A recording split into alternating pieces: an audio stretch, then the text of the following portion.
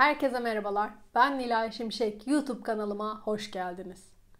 18 Mart Çanakkale Zaferi ve Şehitleri Anma Günü'nde karşınızdayım. Bu vesileyle vatanı düşman işgalinden kurtarmak için hayatını kaybeden, vatanı korumak için canını feda eden tüm şehitlerimizi rahmetle anıyorum. Gazi Mustafa Kemal Atatürk komutasındaki Türk ordusunun tüm dünyaya Çanakkale'nin geçilmeyeceğini öğrettiği bir hikaye bu. Peki Çanakkale'de başlayan bu hikaye, Kemal Paşa'nın bu hikayesi nasıl oluyor da Avustralya'da, Victoria'da bir at yarışında karşımıza çıkıyor? İşte size bugün bunu anlatacağım. Hazırsanız başlıyorum. Öncelikle lütfen kanalıma abone olmayı ihmal etmeyin. Biliyorsunuz bu içeriklerin hepsini, YouTube'umdaki tüm çalışmaların hepsini tek başıma yapıyorum. Ve bu iş yoğunluğunda, bu iş yükünde sizin destekleriniz benim için motivasyon kaynağı oluyor. O yüzden desteğinizi esirgemeyin lütfen benden. Ve bu tarz içerikleri beğeniyorsanız lütfen yorumlarla destekte bulunun. Çünkü siz yorum yaptıkça YouTube algoritması bu tarz içerikleri izleyen insanların karşısına bu bilgileri çıkartıyor. Ve siz de aslında insanların bilgileri öğrenmesine katkıda bulunmuş oluyorsunuz. Yani bilgiyi paylaştıkça çoğalıyor. Siz de buna bir katkıda bulunmuş olursunuz yaptığınız yorumlarla. Evet, size bu hikayeyi anlatacağım. Ama öncelikle Avustralya'daki at yarışçılığından sizlere biraz bahsetmek istiyorum. Özellikle at yarışlarına uzak olan takipçilerim için. Avustralya dünyanın en önemli at yarışı destinasyonlarından biri. Özellikle son dönemde İngiltere'ye kıyasladığımızdaki ikramiye bedellerinin yüksek olması nedeniyle Avrupa'dan birçok at sahibi atlarını Avustralya'da koşturuyorlar. Türkiye açısından biraz uzak bir destinasyon olduğu için açıkçası pek tercih edilmiyor dürüst olmak gerekirse. Ama yarışların kalitesi, yüksek ikramiye bedelleri ve yetiştiriciliğe özel yatırımların fazla olduğu bir ülke, böyle söyleyebiliriz. Ve dünyanın en başarılı ülkelerinden biri. İşte İngiltere, Fransa gibi ve dünyanın belli başarılı atçılık ülkelerinden biri Avustralya.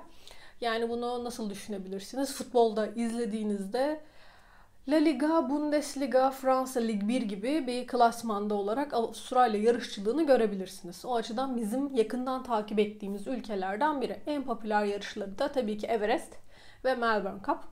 Melbourne Cup'ta aslında Türkiye ile de bir bağı var diyebiliriz. Benzerlikleri var diyeyim daha doğrusu. Bağ demeyeyim. Ben geçtiğimiz sene 2023 yılında hatta bununla ilgili de bir röportaj yapmıştım. TCK'nın sesinde Türkiye Jockey Kulübü'nün resmi dergisi TCK'nın sesinde de bu yayınlandı. Hatta böyle açıklama kısmına da bu linki bırakırım. Avustralya'daki bu Melbourne Cup, bu yarışı düzenleyen Victoria Racing Kulübü'nün yarışçılık müdürü, yarışçılık genel müdürü tarafından da Türkiye'nin Gazi Koşusu'na benzetiliyor. Gazi Koşusu nedir? Gazi Koşusu Gazi Mustafa Kemal Atatürk anısına her yıl Haziran ayının son pazar günü koşulan bir yarış. Bizler için çok kıymetli bir yarış. Yarış kalitesi dışında manevi değeri bizim için çok yüksek. Melbourne Cup'ta aslında Victoria bölgesi için bu kadar tarihi ve değerli bir öneme sahip.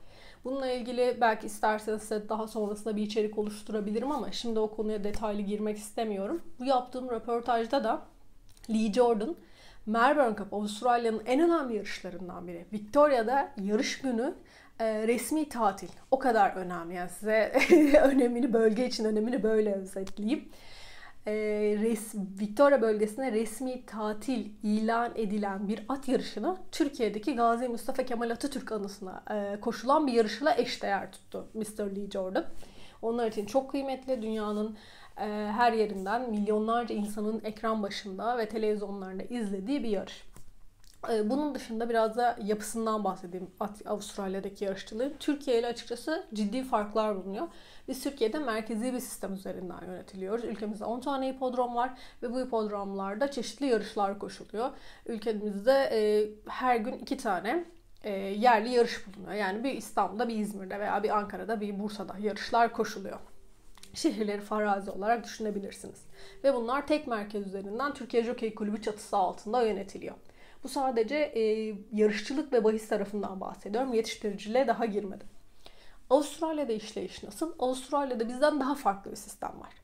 Bizim tek merkez üzerinden yönettiğimiz bu koca dünya, Türkiye'de Türkiye Jokey Kulübü'nün tek merkez üzerinden yönettiği bu koca dünyayı Avustralya 8 eyalete bölmüş durumda. 8 eyalette toplam 387 yarış kulübü tarafından bu yarış organizasyonları gerçekleştiriliyor. Bir de bizim ülkemizde Türkiye Jokey Kulübü'nün yetiştiricilik anlamında da sorumlulukları bulunuyor. Bildiğiniz gibi kulübün aygırları var. Bunlarla ilgili aşılar yapılıyor. Ve at ıslahının sağlanması. Nedir bu? Yani at neslinin sağlıklı bir şekilde devam etmesi için kulübün yaptığı çalışmalar var. Ancak Avustralya'ya baktığımızda ülke yarışçılığında böyle bir sorumluluk bulunmuyor. Daha çok bu tip yetiştiricilik çalışmaları kişisel haralarda yapılan bir çalışma. Aslında Melbourne Cup'la kurduğumuz bağ ve Gazi Koç'ta benzerlikler varken yapısal anlamda çok ciddi farklılıklar var.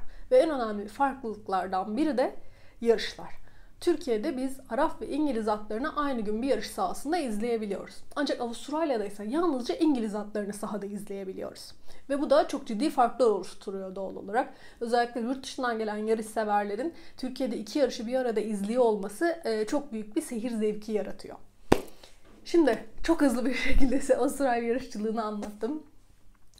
Şimdi de size Çanakkale'de başlayan hikayenin nasıl Avustralya hipodromlarında devam ettiğinden kısaca bahsetmek istiyorum. Bir lider düşünün, kendisini ve askerlerini öldürmeye gelenlere bu topraklarda kanları dökülmüş kahraman askerlerdi desin. Gazi Mustafa Kemal Atatürk savaştan yıllar sonra yaptığı röportajında da Anzak kadınları için evlatlarınız bizim evlatlarımızdır diyerek bir mektup yazmış bir komutandı. Gazi Mustafa Kemal Atatürk'ün politik ve sahadaki başarısı bir yana bu yaklaşımı aslında Avustralya ve Türkiye'nin yıllardır kurduğu güçlü bağının temelini oluşturdu. Her yıl bildiğiniz gibi Anzak askerlerinin torunları ülkemize gelerek büyük dedelerini ziyaret ediyorlar. Bunu yapmalarının sebebi tabii ki kendi büyük dedelerini anmanın dışında Atatürk'ün onlara verdiği bu güven. Hatta Atatürk Avustralya'da o kadar çok seviliyor ki kendisinin birçok heykeli olduğunu, hatta belli bisküvi kutularında isimlerinin yazdığı Anzak annelerine yazdığı mektubun yayınlandığına dair birçok görsel gördük internette. Avustralyalılar için Gazi Mustafa Kemal Paşa'nın önemini anlatmaya kelimeler dahi yetmez. Tıpkı bizim olduğu gibi.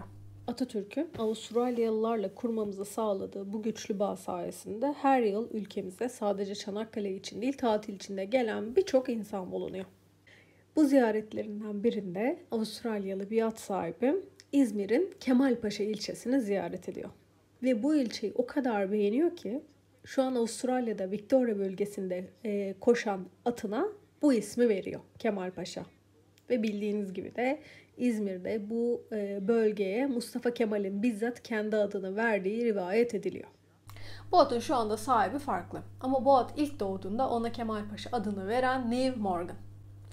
Çanakkale zaferiyle Gazi Mustafa Kemal Atatürk'ün komutasındaki Türk ordusunun elde ettiği zaferle başlayıp Avustralya'daki at yarışlarına kadar uzanan müthiş bir serüven.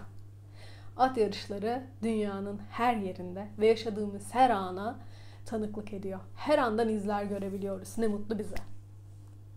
Videomu beğendiyseniz lütfen beğen butonuna tıklamayı unutmayın. Bir sonraki videoda görüşmek üzere. Hoşça kalın.